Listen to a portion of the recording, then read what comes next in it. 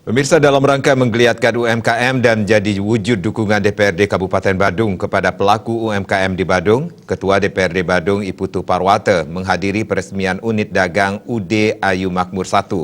Acara peresmian tersebut berlokasi di Jalan Raya Pipitan Sari, Canggu, Kuta Utara, yang turut juga dihadiri beberapa pejabat di lingkungan pemerintahan Kabupaten Badung.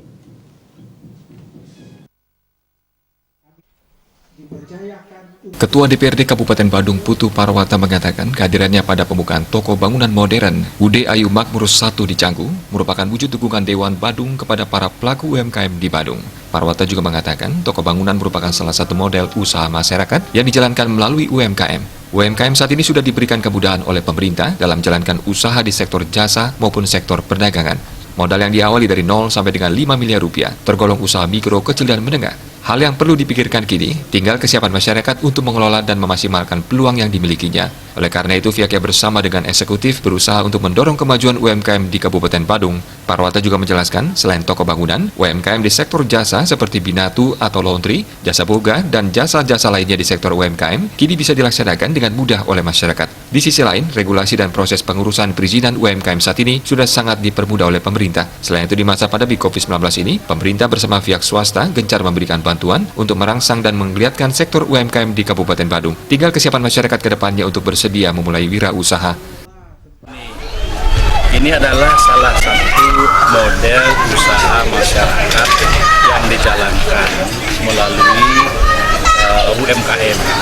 Jadi UMKM itu sekarang itu pemerintah memberikan kemudahan-kemudahan untuk melaksanakan usaha, baik itu jasa maupun perdagangan atau usaha yang lainnya. Jadi modal yang diawali 0 sampai dengan 5 miliar ya, itu tergolong UMKM. Sekarang tinggal kesiapan masyarakat mengelola modalnya dan memaksimalkan opportunity atau peluang yang dimilikinya.